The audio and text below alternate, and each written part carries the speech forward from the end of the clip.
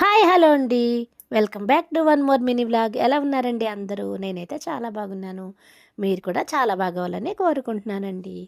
ఇవాళైతే నేను tomato rice చేస్తున్నానండి. దానికోసమైతే stove మీద ఒక కడాయి పెట్టుకుని స్టవ్ ఆన్ చేసుకున్నాను. ఒక 2 టేబుల్ స్పూన్స్ అయితే ఆయిల్ వేసుకుని అందులో సన్నగా తరుక్కున్న ఉల్లిపాయ చీలికలు అయితే వేసేసుకుంటున్నానండి. ఇవి కొంచెం ఫ్రై అయిన తర్వాత ఒక 4 పచ్చిమిరపకాయ చీలికలను అయితే ఇందులో వేసేసుకుంటున్నాను.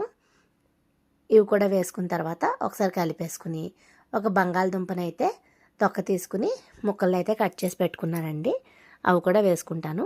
ఈలోగా నేను ఒక అంగుళం సైజు అల్లం ముక్కని ఒక 5-6 వెల్లుల్లి రెబ్బలు అయితే వేసుకుని మిక్సీ గిన్నెలో పెట్టుకుంటున్నానండి. ఇప్పుడు ఈ ఉల్లిపాయలు కొంచెం ఫ్రై అయ్యాయి. బంగాళదుంపలు కూడా వేసేసుకున్నాను. ఒక 4 టమాటాలను అయితే శుభ్రంగా కడుక్కొని కట్ చేసి పెట్టుకున్నాను. అవి కూడా ఇదే మిక్సీ జార్లో వేసేసుకుని మూడింటిని మెత్తటి పేస్ట్లు అయితే చేసుకున్నానండి. ఇప్పుడు ఈ బంగాళదుంప ఉల్లిపాయలు వేగిపోయాయి కదా, వీటిలో అయితే ఈ పేస్ట్ని వేసేసుకుని ఒక్క చుక్క నీళ్ళు అయితే వేసుకున్నానండి. ఇది కొంచెం వేగిన తర్వాత ఒకసారి కలిపేసుకుని మూత పెట్టేసుకోవాలి. ఇవి కుక్ అయిపోతాయి అన్నమాట బంగాళదుంప ముక్కలు. ఇప్పుడైతే మూత తీసుకుని ఒకసారి కలిపేసుకుని చిటికెడు పసుపుని అయితే వేసేసుకుని మన స్పైస్కి తగినంత కారం అయితే వేసేసుకోవాలండి. నేనైతే ఒక 2 టీ స్పూన్స్ అయితే కారం వేసుకున్నాను. మన రుచికి తగినంత సాల్ట్ని అయితే వేసేసుకుని ఒకసారి అయితే బాగా కలిపేసుకుని మళ్ళీ మూత పెట్టేసుకోవాలండి. ఇప్పుడు ఈ పేస్ట్ అయితే పచ్చివాసన పోయే వరకు వేగాలన్నమాట. నాకు ఇంకా వేగలేదండి. ఒకసారి మూత పెట్టుకున్నాను మళ్ళీ కలిపేసి. ఇప్పుడైతే ఇందులోంచి ఆయిల్ రిలీజ్ అయిపోతుంది.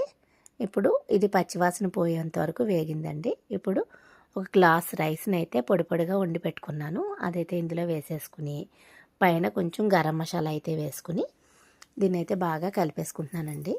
ఇందులో కొంచెం సోయా సాస్, ఒక 5-6 చుక్కలు అయితే వెనిగర్ వేసుకున్నానండి. మీకు నిమ్మకాయ ఉంటే నిమ్మకాయ అయినా పిండుకోవచ్చు. ఇది పూర్తిగా ఆప్షనల్ అనమాట. ఇప్పుడైతే వెనిగర్ కూడా వేసుకున్న తర్వాత నాకు కొంచెం సాల్ట్ తక్కువైంది. అందుకని కొంచెం అయితే సాల్ట్ అడ్జస్ట్ చేసుకుని ఇప్పుడు నేను చిల్లీ సాస్ అయితే వేస్తున్నానండి.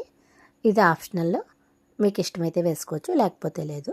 ఒక 5-6 మిరియాలను అయితే క్రష్ చేసుకుని ఆ బ్లాక్ పెప్పర్ పౌడర్ని కూడా వేసేసుకున్నాను. ఇప్పుడైతే బాగా కలిపేసుకుని టోస్ట్ చేసుకుంటే మనకి టమాటా రైస్ అయితే రెడీ అయిపోతుందండి. ఫైనల్గా కొత్తిమీర వేసేసుకుని కలిపేసుకుని మూత పెట్టేసుకుంటున్నానండి. అంతే అండి. ఈ వీడియో మీకు నచ్చితే లైక్ చేయండి, షేర్ చేయండి,